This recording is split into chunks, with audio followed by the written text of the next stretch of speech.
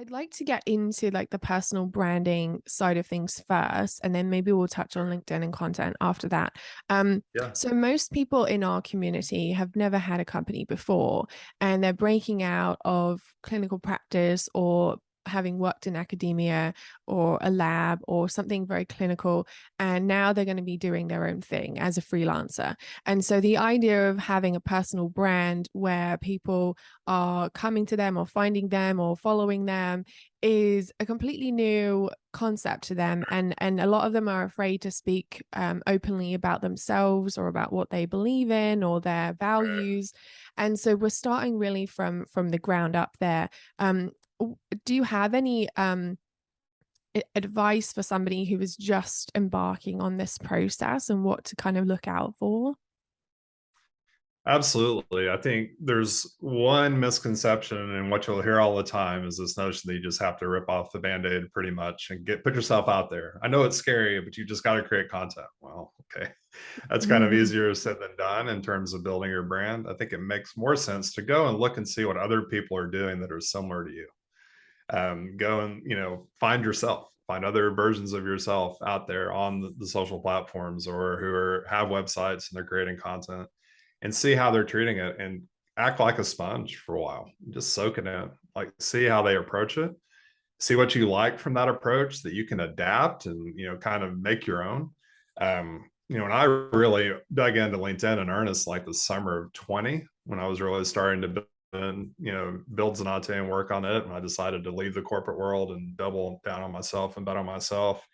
And some of the first things I did is just watch other creators who were doing where I wanted to be, and watch how they were treating their brand. What are they doing? How do they interact with their audience? What do they talk about? How freely do they give away what they do? Are they talking more about generalized concepts? What's working? What isn't working? Just take notes. You don't have to immediately like jump into the lake and start creating. You can sketch it out and think about it and get comfortable with how you want to approach it yourself, and then take baby steps to build. Mhm. I Yeah. think the reason why people get burned out and why they stop so quickly is they immediately dive into creating content. And let's be honest, the early stuff you create is going to be really bad and it's not going to do well. And people get frustrated from that. They're like, okay, I don't know what I'm talking about. I'm not getting a reaction. My vanity metrics are really bad. So I'm going to quit. Mhm. Instead of taking that slow roll to really think deeply about how you want to approach it, and then just do it a little bit at a time. you Yeah, know I think that's Take it great easy on advice. yourself. This is the big one. Like, be gentle on yourself, because it's going to be hard and it's going to take a while. So don't assume that like the early stuff you put out is an indication of what you have to offer. So Yeah. Yeah, I agree. And I think again, like I would separate branding from the actual content marketing yeah, because the sure. strategy has to come first. And so I think that's where people might get a bit stuck. So when you say strategy, what are some examples of things that might look like for a small business? Yeah, that's a great question. And other thing I want to talk about real quick is, don't go get an expensive website. Don't spend a lot of money on visual identity out of the gate, because that's going to change. I see that mistake made so often, where people go and spend thousands of dollars with a brand strategist and get a fancy website. If there's no one coming to that site, what's the point? And that's going Yes. to lead you to frustration as well. So visual identity comes second, strategy comes first. So to Okay. answer that question, you have to think about a few things. What I do, how I do it, for whom I do it, why I do it, right? You can answer those four questions. You can just kind of write free form and really think about that deeply, and what your unique point of view is. And that helps you kind of establish the strategy and how you want to approach it. You can slowly talk about each of those things and see how people respond, and how they resonate with what you have to say through your website. If you have a basic one and you're doing some blog content or social media content, or the way you interact with other people, and just see how it resonates. And as you see how it resonates, then you can double down. You just want to keep it simple in the Mm-hmm. early going, and not make it too complex. Make it something that's manageable, and define your level of consistency. Everything you'll see all the gurus saying on social media, you have to post every day, you have to post twice a day, you have to do this, you have to do that, you have to do this. I'm guilty of it as anybody else. You have to figure out what consistency means for you. If it means one post a week, great. Do that. Do it every day, same time, and stick with it and be hard on yourself about it. But you don't have to follow anybody else's expectations or anybody else's strategy. Take bits and pieces and make it your own. I think Hmm. that's how you create something that's valuable. Yeah, I definitely agree with you on that. I think, the whole point in starting your own company is because you want to have more freedom and flexibility and control of your schedule and what you're doing and when you're doing it. And if you just box yourself into, oh, I must follow this and copy what What's this person's doing, then you're just losing that, aren't you? And I, yeah, I do think you made a great point about how a lot of people when they hear branding they think of like the visuals. They think, oh, I recognize that logo or those colors or those fonts, and it is that, but I think that comes much later because that is shaped on the actual messaging that you have. And so we tend to keep the website building very simple as well, especially with the first version. Me myself, like I've only just hired a professional to like redo my website several years in because I'm at the point now where I really understand my audience. I really understand what we do and how we talk about our company and what I want people to feel and things like that. But it doesn't come overnight. It does take time to come. And so I think it's great advice to kind of think, well, how can I take some baby steps in the right direction and see how people are responding to what I'm saying, what I'm doing, see if I actually am standing out in the industry or if I need to dig a bit deeper. And I'd love to talk to you a little bit about that too, because one thing that our audience really struggles with is knowing how they are unique from other people who do what they do. And so sometimes when we have one on one sessions, I can really dig deep with them and bring out some personal experiences they've had or some values they've had and things that they can bring to their brand, but they didn't even think about that until we had that conversation. So what would you say to someone who's kind of going into an industry thinking, I have no idea what makes me special or how to bring that to my brand?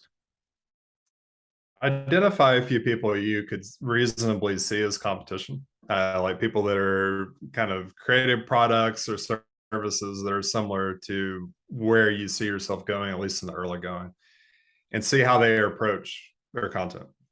What do they talk about? What's the pattern that they use? How often do they post? What are kind of the core like pillar themes? I think figuring out your competition's pillars is really valuable because you can see how they're approaching it, and then you evaluate that and say, okay, I agree with this. I'm aligned here. I don't agree with this. This is BS. Like I completely disagree. And you can't be afraid to be a little contrarian and push back against the things that you don't agree with, because you can establish a strong point of view there, not for its own sake, but if you can back it up and you can stand behind that, it's good to do. So dig into that competition and really, sketch those people out and follow them closely. See how people interact with what they say. Do they agree? Do they add value? Like if someone posts and they've got a lot of comments and people are adding value and saying that they agree and they're, kind of adding to the conversations, and you can see that they're onto something. So they're going in the right direction. The best part about doing that competitive analysis, though, is you identify content gaps or like thought gaps where you can put your own point of view on that and align to that gap. What are they missing? What are they not talking about?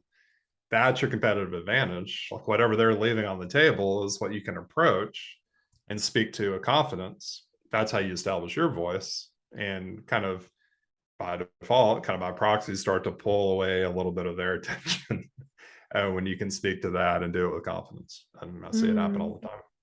Yeah, that makes a lot of sense because I think a lot of times people will think if they're looking at what everyone else is doing, they just feel more and more overwhelmed that they'll Right. never be able to be that popular or successful or confident. And then there's just this comparison all the time. And Yeah. what we want to do is really be tapping into what is inside the individual, what they value, what they're passionate about, what they really believe. And so what would you say to someone who's struggling to kind of just say what they really want to say? Like maybe they've figured out like, okay, these are things that I believe in that other people aren't necessarily talking about, but I don't know how to say that without causing conflict or making people hate me online or there's this fear of like getting started of how people will react to that. Of course. You don't have to jump out creating content, go comment on other people's content and join conversations first. It does a couple things. It helps you become a better writer. Number one, I've found that over the course of time, you'll start to identify your voice and the way that you talk about what you believe in when you support other people. I know that sounds counterintuitive.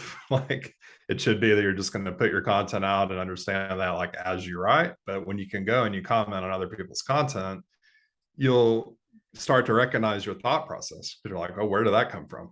Just type something out in stream of consciousness where you're supporting somebody else. Like, oh, that's interesting. So part of what I've done over the course of time is when I leave comments on other people's stuff, I actually save those like in a file, like a swipe file in Notion. So I can go back and look at everything I've commented and start to think, okay, this is what I was thinking here. This is interesting. Or if you run into writer's block, you can scan that and get ideas of fresh things you could talk about. And just, do that for a while. You don't have to do that for 30 days. Just get comfortable commenting and interacting with other people and supporting other people. When you do that, you'll find your voice, and that'll make you more comfortable putting those first couple of posts out. The Mm. very first post I recommend anybody to do is an introduction post. Shoot a video of yourself talking about who you are that's 60 seconds long and just share that. Just talk about, what you believe in, why you're starting to get active on LinkedIn. It will get interaction because everybody's been there. I was there. I did a first post. So if you did a first post, we all had a first post. So just introduce yourself and then go from there. Yeah. But first Yeah. comment and support other people because especially like on LinkedIn, it's very supportive and you'll get that support back.